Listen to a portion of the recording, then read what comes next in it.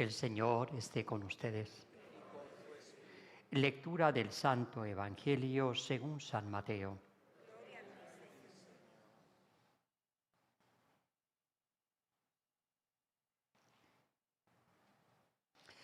Al enterarse Jesús de que habían arrestado a Juan, se retiró a Galilea.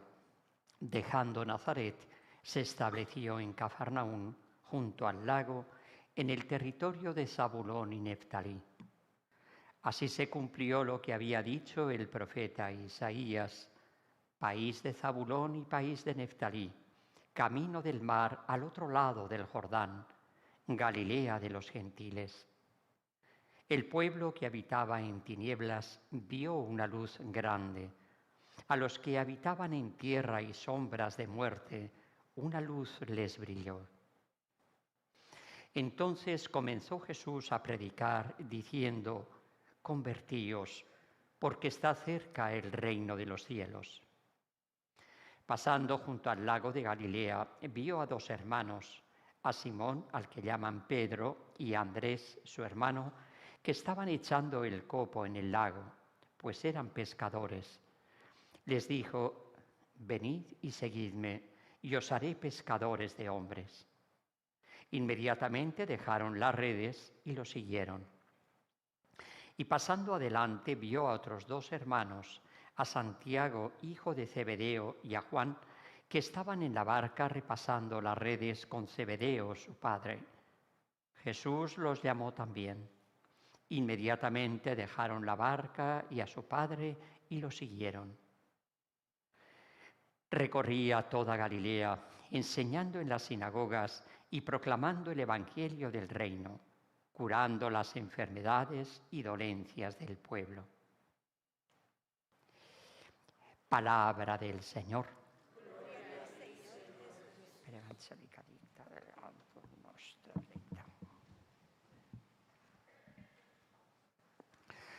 Desde luego, como decíamos al principio, es para reconocer la acción del Espíritu Santo, como en un trozo tan pequeño se puede decir tanto. Siempre decimos que es bonito, importante, conocer quién es el evangelista que nos lo está, y por eso es por lo que la Iglesia, al anunciarlo, nos dice cuál es el evangelista que nos lo cuenta.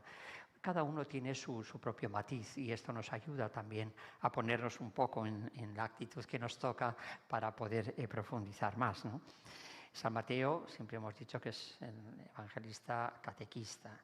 Como toda catequesis, y eso es el arte del catequista, en sintetizar y darnos unos principios, unos fundamentos, y luego ya ese niño que recibe la catequesis, cuando va siendo mayor, va desarrollando esos principios que quedaron en él.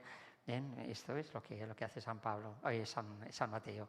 Recoge todo, nos da los principios de lo que es realmente, qué significa esa figura, quién es Cristo, que viene como Salvador, pero en qué consiste esa salvación, qué papel es el que nos toca a nosotros como seres libres que estamos entre medio, y cuál va a ser la función de esa Iglesia en Génesis, la que va a utilizar Cristo en orden a poder extender su evangelio, su buena nueva, su noticia, hacerla llegar a todos los hombres de todos los tiempos, ¿no? O sea que está todo aquí recogido.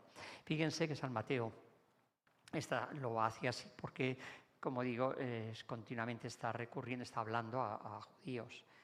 Cada evangelista tiene un interlocutor distinto. San Mateo es directamente a los judíos, y entonces está tratando de demostrar que a lo largo del Antiguo Testamento pues se ha ido prometiendo y se ha ido dando unos rasgos de lo que va a ser el Mesías y el tiempo mesiánico, y eso es lo que él continuamente trae textos, como ha traído hoy el de la primera lectura, el de Isaías, 8 siglos antes, para hablarnos de la realidad de Cristo, como ya estaba anunciado. Se han dado cuenta que cuando alguien pues nos dice algo, ¿no? Mira, esto va a pasar, esto va a ser así, y de hecho se da. Cuando se da, uno como que esa persona alcanza más autoridad, ¿no? Me da más seguridad. Mira, este ya me lo dijo. Pues así utiliza Dios también. Va anunciando a lo largo de todo el Antiguo Testamento, son siglos, y nos va como dibujando este gran momento, donde ya nos habla por el Hijo, y es fácilmente reconocible precisamente por toda esa preparación de siglos.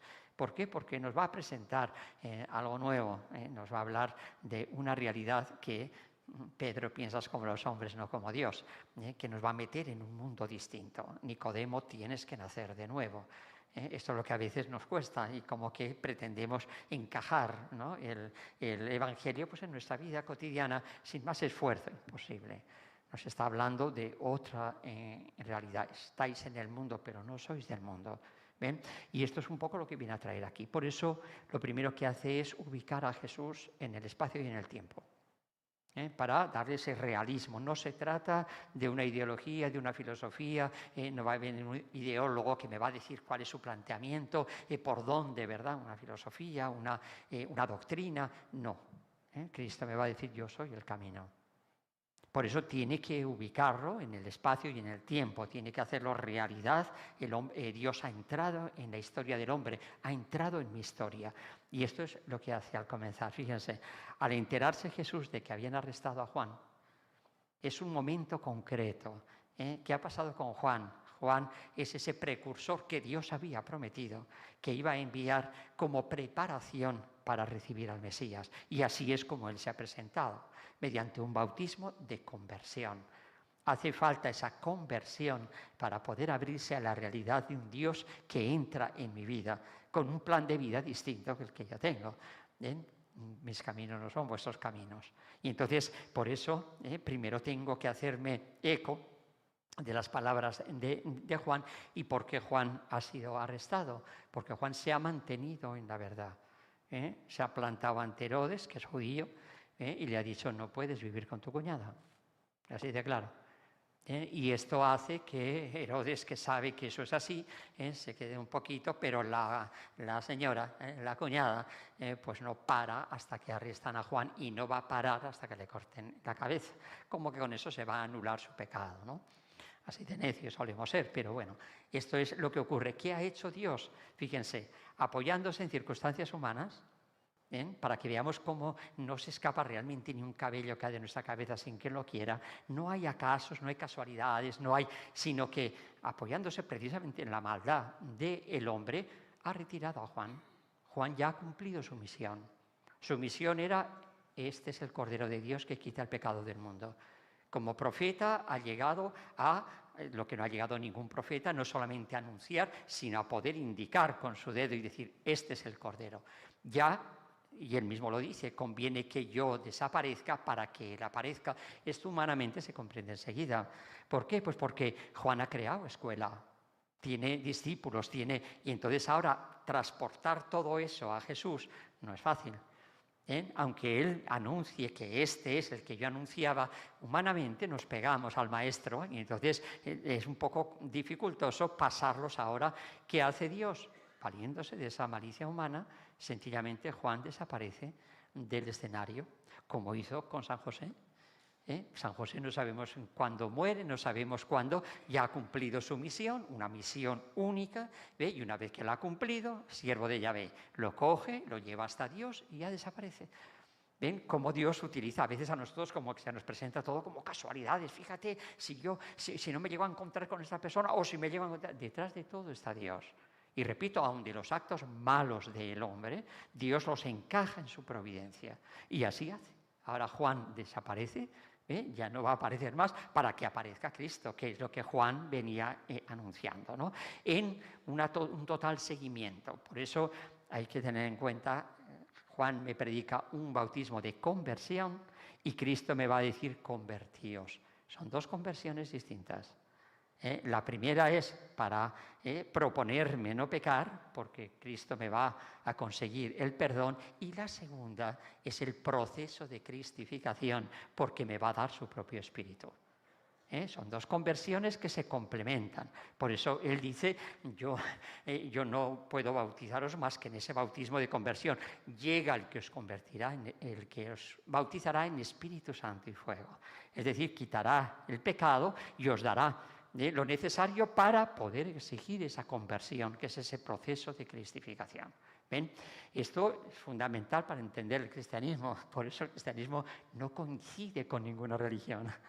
Cuando la gente te dice, pues una religión más, oye, cada uno por... No has entendido. ¿Ven? Sigamos, ya lo van a ver.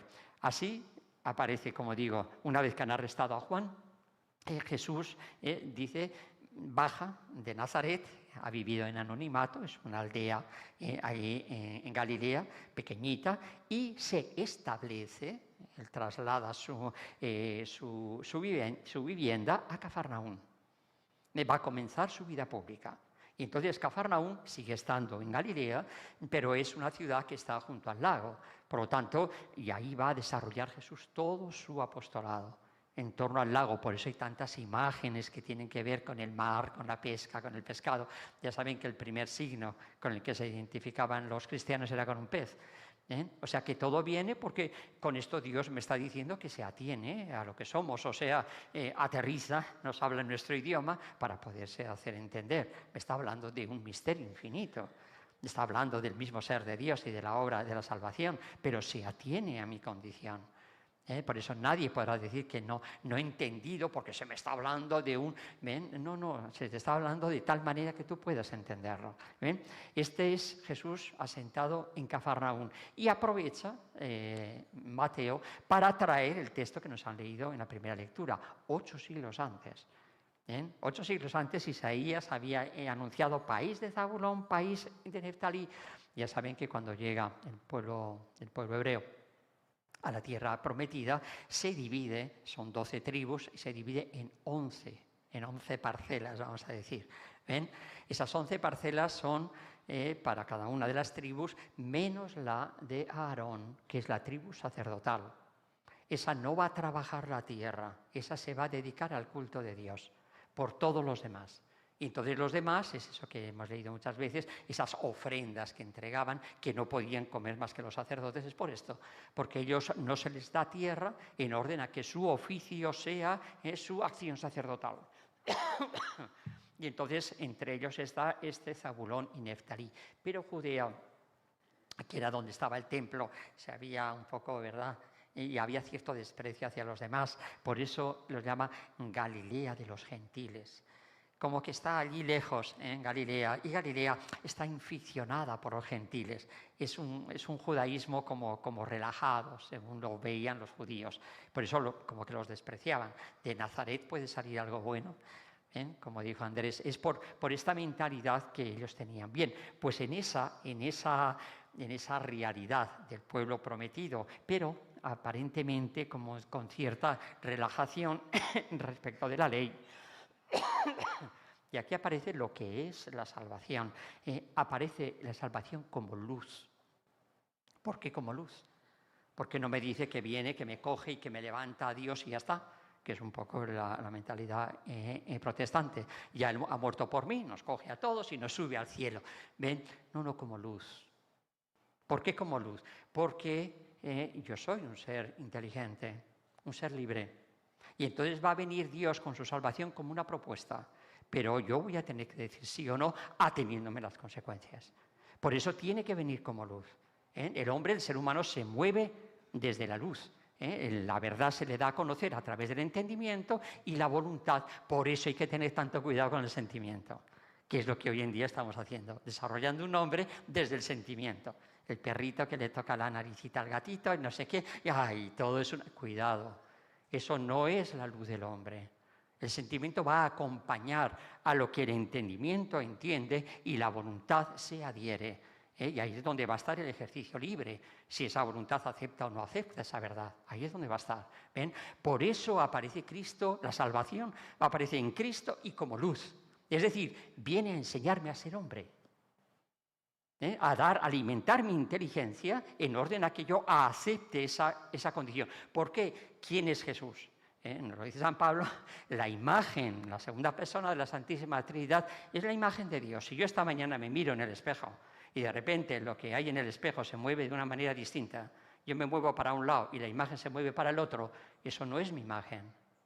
¿Ven? Si yo no soy, yo he sido creado como imagen de Dios y me muevo distinto que Dios, ya no soy su imagen, me he destruido como imagen. ¿Ven? Adán, si pecas, morirás sin remedio. Pues en eso consiste.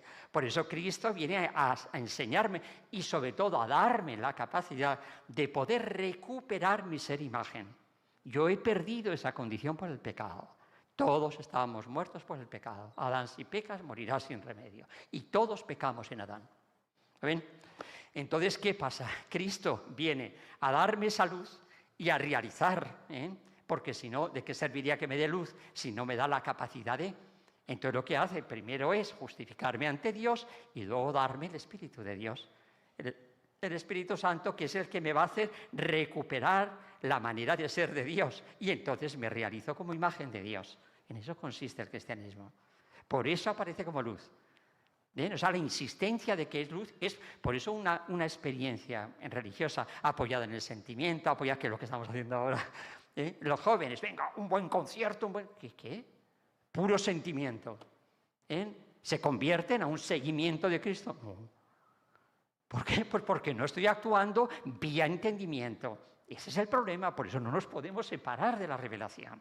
Y de ahí la insistencia viene como luz. Me está iluminando. El hombre ya sabe lo que es, lo que le toca, lo que tiene que ser, que lo ha perdido por el pecado. Y ahí es donde va a estar su decisión.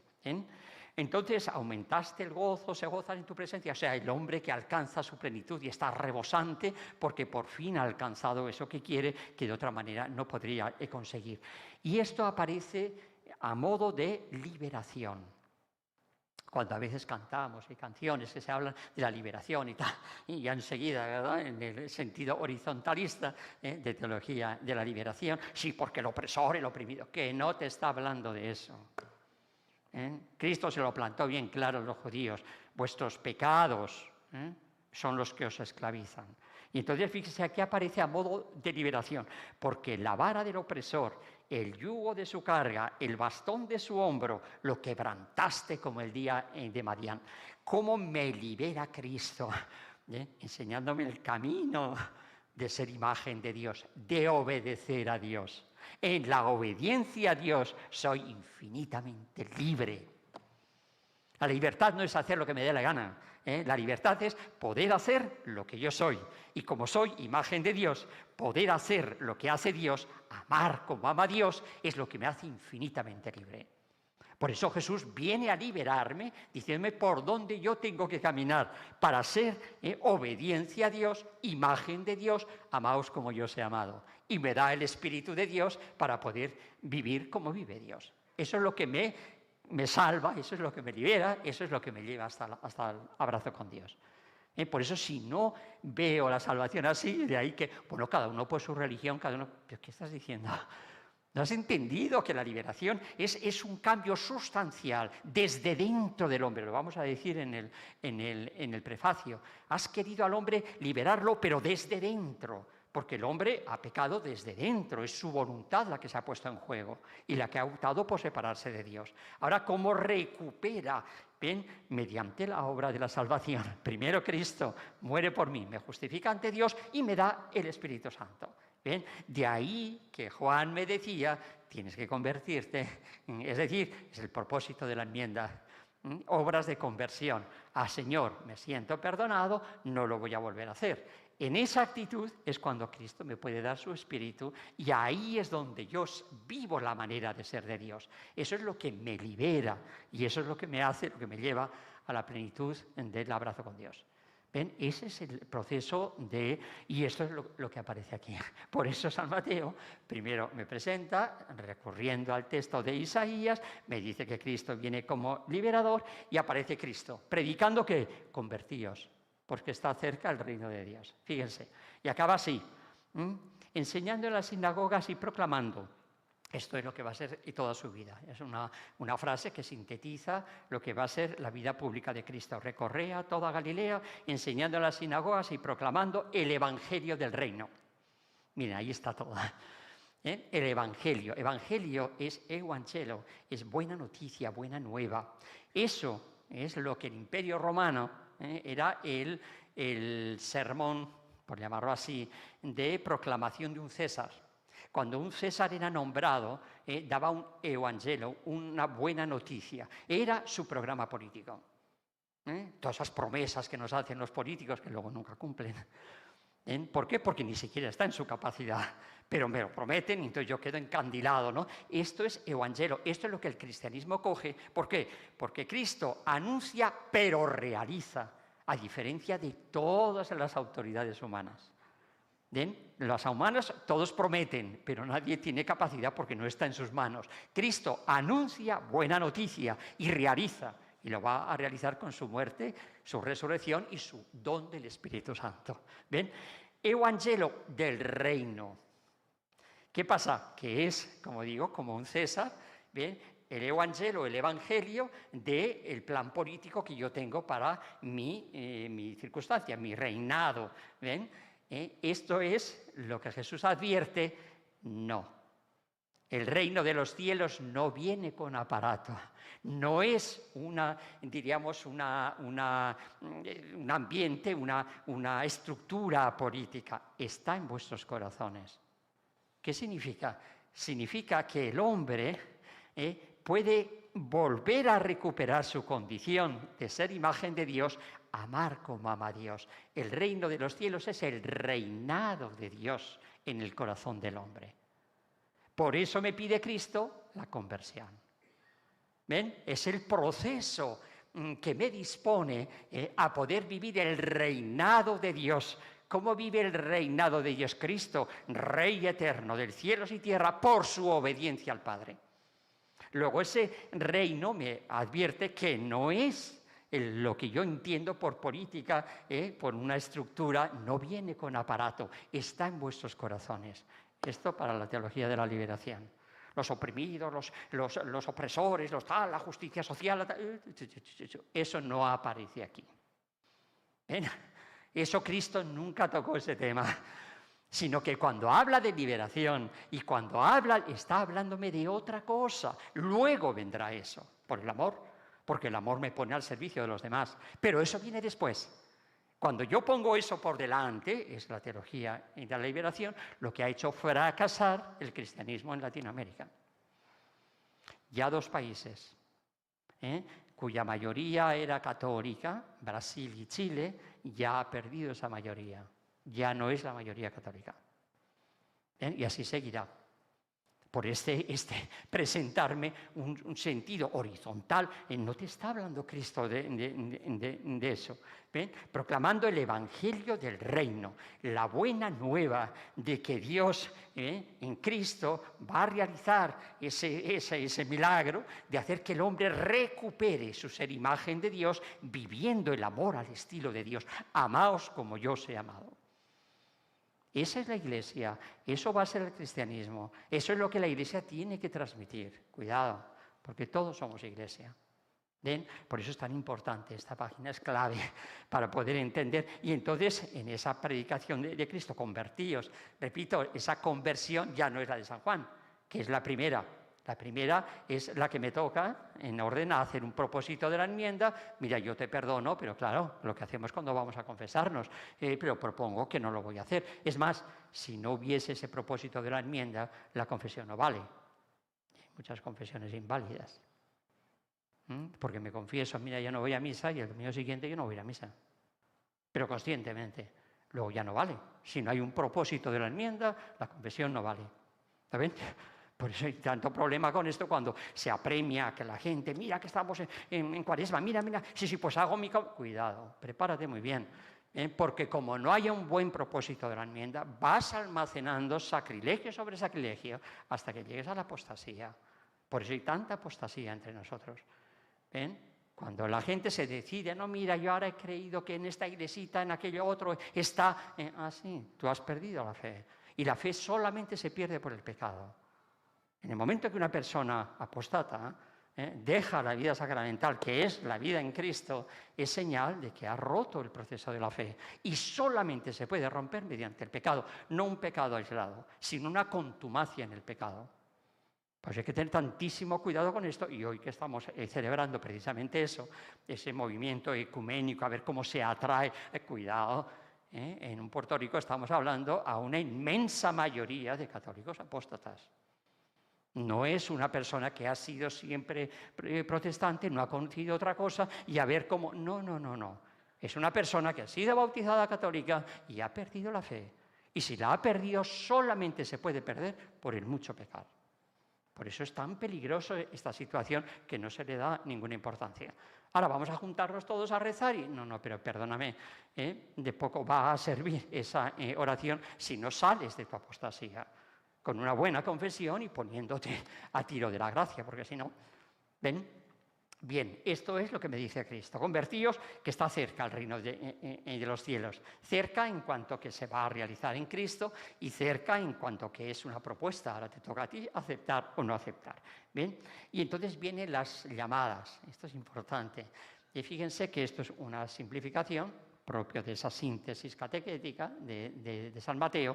Aquí no nos dice cómo fue esa llamada, San Juan va a explicar porque para él fue una conmoción cuando se encontró con Cristo y va a explicarnos con más detalles, etc. Aquí lo pone simplificado, ¿no? Y entonces, ¿por qué? Porque San Mateo va a decirme en qué consiste, ¿ven?, esa conversión a Cristo. Esto es fundamental, aquí va a estar todo. Bien, fíjense, tanto en los dos llamados, tanto en la primera... Pedro y Andrés y Santiago y Juan, en los dos, fíjense, en el primero nos dice, venid y seguidme, os haré pescadores de hombres, venid y seguidme. En Juan y Santiago dice, inmediatamente dejaron la barca y a su padre y lo siguieron. El cristianismo es seguir a Cristo. Es la secuela Christi. Cuidado con esto. Por eso no hay ninguna religión, bueno, cada uno por su religión, ninguna te exige seguir. Te podrás tú seguir una ideología, una filosofía, un planteamiento doctrinal, sigo, pero ese seguimiento no exige que yo la dé mi plan, que está contaminado por el pecado. La fe sí. Quien no muere a sí mismo no puede ser mi discípulo. Esta es la gran diferencia. Y fíjense que el ser cristiano es seguimiento de Cristo. Por eso no es que si cumplo unas prácticas, pues sí, yo ya he ido a misa, o ya me he confesado, o ya he hecho no sé qué cosa. No, es que no es eso, es toda la vida transformada. Nicodemo, tienes que nacer de nuevo. Es una vida ya dirigida, yo soy el camino. Por eso Cristo no es un líder ideólogo, no es un líder filosófico, no es un líder cultural. Es el camino, Él mismo. El cristianismo consiste en seguir a una persona. ¿Por qué me puede exigir Cristo esto? Fíjense, no es un nihilismo. Entonces yo no sirvo para nada. O sea, que yo fuera todo y ahora voy a seguir a Cristo. No. Es que mi persona, por eso es fundamental la carta de San Pablo a los Efesios, estáis pensados en Cristo desde antes de la fundación del mundo. Mi persona ya estaba visualizada desde toda la eternidad en la persona de Cristo, que es la segunda persona encarnada. Por lo tanto, el hecho de que yo la dé mi proyecto para acoger el proyecto de Dios en Cristo no es anularme, sino que es elevar mi personalidad, nada menos que unido a la persona divina. Así entro en Dios, siendo hijo en el Hijo. Esa es la salvación. Por eso esto es fundamental. Si no se entiende esto, pues yo cuando digo a un católico que te venga, no, mira, oye, cada uno por su religión, cada uno, ¿pero de qué me estás hablando? Como si la religión, como si la salvación fuese un sentimiento, algo que a mí me parece, oye, pues mira, mira, y le enciendo no sé cuántas velas y no sé cuánto incienso, no sé qué cosa, ¿pero de qué estás hablando? O sea, esa transformación ontológica, ese hombre que libremente ha pecado y Dios respeta lo que yo he hecho. Ahora, ¿cómo desde ahí logra darme de nuevo la oportunidad mediante todo este movimiento? Por eso mi respuesta a Dios es una respuesta libre, que se da gracias a la obra de Cristo. Y esa respuesta es en Cristo. Dios no tiene más que un hijo, el unigénito, el amado. Yo entro a formar parte de ese Cristo por el bautismo y ahí viene mi vida nueva en Cristo. Por eso los sacramentos. Como que los sacramentos es un añadido, ¿no? Lo de los protestantes. Es un añadido. No, de añadido nada. Es que no puedo, la imagen que pone Cristo del sarmiento y la vid, si no estoy conectado, ¿cómo va a correr en mí la vida divina? ¿De dónde saco yo esa vida divina? Esa vida divina es un puro don de Dios gratuito. Esa es la gracia. Y eso se me da a través de la vida sacramental. Por eso, católico y no practicante, eso te lo creerás tú. ¿Qué significa eso? No tiene significado. Si yo estoy en Cristo, tengo que estar conectado a Él. Si no estoy conectado, no hay, como si yo fuese capaz de desarrollar una vida divina en mí. Pero vamos a ver, por lo menos sé humilde, ponte en tu sitio. Ser hijo de Dios es imposible fuera de Cristo. Por eso es por lo que me manda al mundo entero. ¿Haciendo qué? Bautizando en el nombre del Padre y del Hijo y del Espíritu Santo. El rito de incorporación al cuerpo místico, al cuerpo de Cristo. Enseñando todo lo que yo os he enseñado, pues toda la vida de la Iglesia, porque comienza una vida distinta, una vida transformada, en un mundo en el que nos toca vivir. Estoy en el mundo, pero no soy del mundo. ¿Ven? Esto es fundamental. Y digo, si no tenemos claro cómo vamos a ir, ¿a qué? Sois luz del mundo, ¿qué luz voy a ser yo? No hay más luz que la de Cristo. Y si no soy transparente, por eso es por lo que tengo que profundizar, o sea, intelectualmente, y de ahí el hecho de que se presente como luz Cristo. No solamente, como digo, como una enseñanza, mira, te he enseñado esto y sí o sí. No. Esto va a alimentar tu entendimiento, te va a dar luz y te va a hacer ver que realmente esto es así. ¿Ven? Este es. Pero aquí viene el realismo. Ahora hay que aterrizar y ponernos en nuestra vida, ¿no? Ahí tienen a San Pablo. Me he enterado por los de Cloé que hay división entre vosotros. ¿Cómo va a haber división si hay un mismo espíritu, si hay un mismo Cristo, si hay un mismo cuerpo? ¿Cómo hay división? Por eso la división es el gran pecado contra la unidad, que es lo que Cristo hace mediante el don del Espíritu Santo. De ahí que pidamos por esa unidad de los cristianos. ¿Ven? Me he enterado por los de Cloé. Miren, aquí tienen un punto muy importante. Qué chismosos los de Cloé, ¿no? Contándole a San Pablo lo que están haciendo los de Corinto. Qué chismosos. Miren, una noticia que yo doy sobre otro se convierte en chisme cuando yo lo doy a un igual o a un inferior. Es decir, alguien que no puede poner remedio. Entonces estoy murmurando. Si yo se lo digo a un superior que puede poner remedio, es un acto de caridad y se llama caridad fraterna. Y eso me lo manda Cristo. Si ves que tu hermano peca. ¿Lo ven? Esa es la diferencia. Cuando yo se lo cuento a alguien que no puede poner remedio, se lo cuento por murmuración. Y eso es un atentado contra la unidad. La murmuración es como el comején, va creando. Mientras que cuando se lo cuento a quien puede poner remedio, al superior, por eso hay gente que dice, ay, yo es que como que no me he atrevido a contárselo. Al superior usted se lo puede contar. ¿Por qué? Porque él puede poner remedio. Otras cosas será si lo pone o no lo pone allá él. Pero yo se lo cuento, ¿por qué? Porque amo a mi hermano y mi hermano no está bien, entonces quiero que esté bien. Y se lo cuento a quien puede poner remedio. Entonces es caridad fraterna, no es chisme, no es murmuración. Aquí lo tienen. Pues me he enterado por los de Cloé que estáis así. ¿Y qué está pasando? ¿Qué está rompiendo la unidad? Pues que por Corinto pasaron 3 predicadores. Pasó Pablo, pasó Pedro y pasó Apolo. Apolo es un convertido que habla muy bien, que Dios le ha dado ese carisma, y entonces lo están utilizando también los apóstoles como parte de lo que ellos son en orden a la predicación del bien. Y entonces, ¿qué pasa? Que como pasan los 3, pues uno dice, ay, no, mira, yo Pedro, y lo que dice Pedro, yo, lo de Pedro, yo con Pedro. Ah, no, pues mira, yo con Pablo, a mí Pablo es el que... Y Pablo se plantea y dice, pero vamos a ver, ¿quién ha muerto por vosotros? Y entonces es cuando me vuelve a recordar que el cristianismo es seguimiento de Cristo. Por lo tanto, lo que te cuente uno, lo que te cuente el otro, lo que te cuente el otro, apunta a ¿qué? A que yo me decida seguir a Cristo. Que existe esa afinidad y que lo que dice este o como lo dice que me va mejor y tal. Sí, pero el objetivo no es este o el otro, sino que anime mi alma a seguir a Cristo. Bien, ese es el criterio. Por eso los picaflor no dan un paso en la vida espiritual.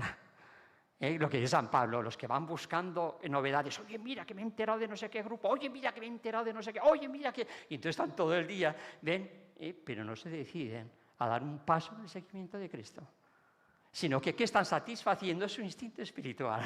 Fíjense, cuando yo sigo a una persona, a un líder político, a lo que ustedes quieran, ¿ven? ¿Por qué lo sigo?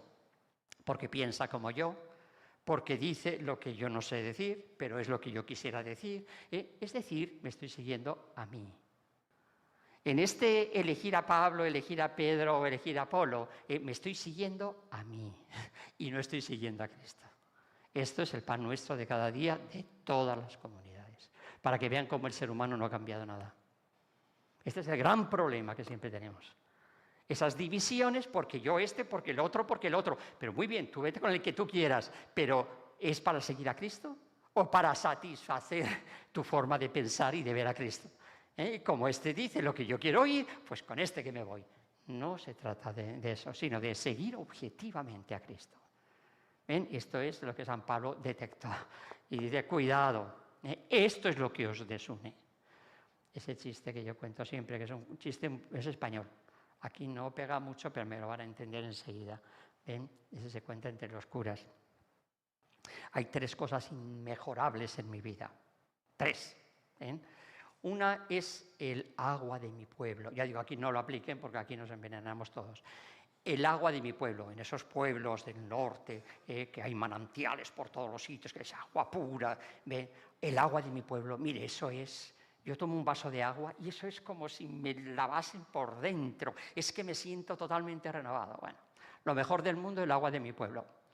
El aire de mi pueblo. Ay, yo abro la ventana, respiro y esos pulmones se me abren el doble de lo que soy. Me siento como un niño, vamos, esto es el agua de mi pueblo, el aire de mi pueblo y el cura que tuvimos antes. Siempre es igual. Ay, sí, yo es que con aquel, claro, el que ya no te manda, el que ya no te dice, el que ya no te mueve y el que no te está apretando para que sigas a Cristo, es el que tienes ahora. No, el que teníamos antes. Esto es Pedro, Pablo, eso es. Para que vean que no hemos cambiado nada. El problema siempre es el mismo. Por eso tengo que tener claro que mi fe, mi proceso de conversión, de cristificación, es lo que está en la base de todo. Y eso es lo que persigo y lo que voy buscando y lo que voy a acelerar ese proceso. Ay, yo cuando era joven, mira, yo hacía unas cosas, yo estaba todo el día en la iglesia, ¿y ahora? Ese proceso se impide con la edad o con la salud. Ay, lo importante es la salud, padre. Mire, si hay salud y si no hay salud. ¿Ese proceso de cristificación se va a detener? ¿Para qué te tiene Dios aquí? Uno cree que está aquí pues por eso, por casualidad. Que no, hombre, que no hay casualidades. Ni un cabello cae de vuestra cabeza sin que lo quiera. ¿Quién se muere a la víspera? Es el plan que Dios tiene desde toda la eternidad para ese proceso mío. Por eso mi examen diario es ver si realmente voy caminando según ese proceso de cristificación. Para eso estoy aquí. ¿Ven la importancia que tiene la vida sacramental, la vida de oración, etcétera, etcétera? Y aquí tiene un último punto que nos viene muy bien, que también lo quiero tocar. Porque, dice San Pablo, no me envió Cristo a bautizar, sino a anunciar el Evangelio. Precioso.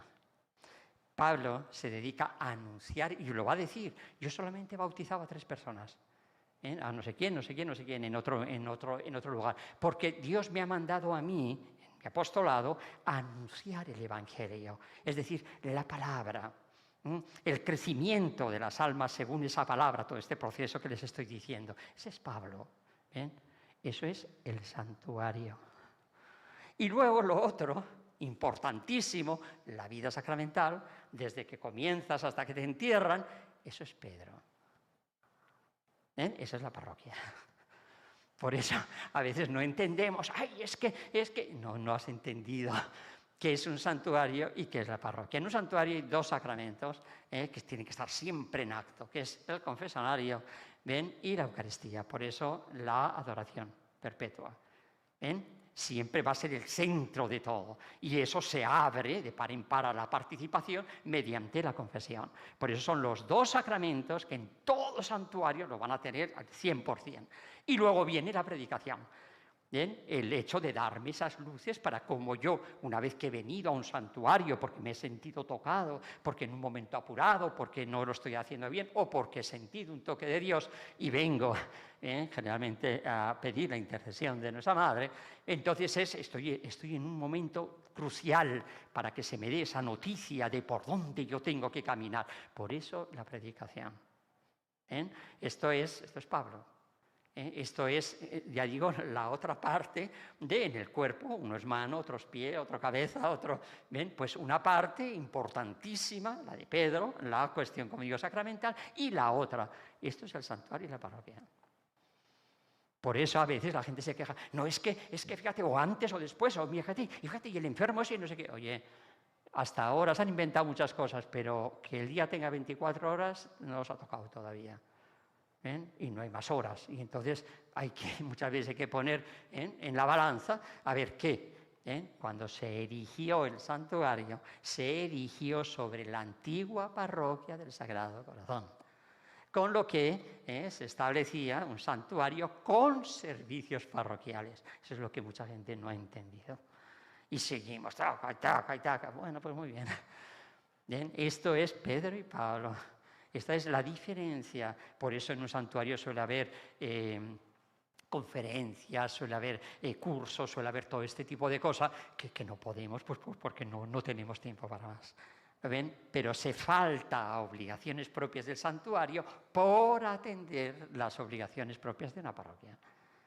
¿Ven? Y entonces eso hay que sopesar, eso hay que hacer un equilibrio, ¿ven? Y eso, claro, hay que entenderlo, porque entonces yo me quejo. Si yo lo que quiero es el santuario, pues yo quiero, oye, pero que usted no va a volver a dar clases como daba antes, y yo quiero otra vez que empiece no sé qué, ¿y cuándo? Y llega el otro, oiga, que está enfermo, que el otro, que lo demás allá. Perdóneme, pero es imposible poder abarcar todo eso. Y de ahí surge esa figura de un santuario con servicios parroquiales, no una parroquia con servicios de santuario. Eso tiene que tener en cuenta, y muchos que no lo han digerido todavía, no lo han entendido, pues yo no sé qué diferencia hay entre una parroquia, una diferencia abismal. O sea que esto hay que entenderlo bien. Yo me he dedicado al Pablo, siempre he estado, por eso hablo tanto, por eso predico de esta manera, porque ha sido yo no estaba en parroquias. Estaba ayudando, porque ha hecho falta, pero el trabajo era el otro, el de Pablo. Ahora el de Pedro es este otro sacramental, por eso teníamos pues 150 niños en catequesis, teníamos todas esas actividades. Pero eso, diríamos, estaría en un segundo plano respecto de lo que se pretende para el santuario de la patrona. Eso es lo que tiene que quedar claro, que no está claro. Pero esto es importante para que se aclaren muchas dudas de que todavía seguimos ahí. Pues es que antes, a mí me lo han dicho un montón de veces, digo, yo no vine a sustituir a ningún párroco. A mí no me llamó nadie a sustituir a un párroco. Yo estaba en España y me llaman a levantar un santuario, pero no a sustituir a un párroco. Si yo estaba allí atendiendo 3 parroquias, no capillas, 3 parroquias. Y era delegado para religiosos, etcétera, o sea que ocupaciones a montones. Pero yo he venido a levantar un santuario, no a sustituir a un párroco. Y esto, repito, hay muchas cabecitas que todavía no lo han digerido, pues que lo dijeran. Ahí lo tienen. Yo no he sido llamado a bautizar, he sido llamado a predicar el Evangelio. Las dos cosas están bien. No se trata de una sí y pues la otra no. No, las dos. Pero con la limitación del ser humano, que tiene que ocuparse de una o de otra, según Dios quiera, y así se constituye el cuerpo entero.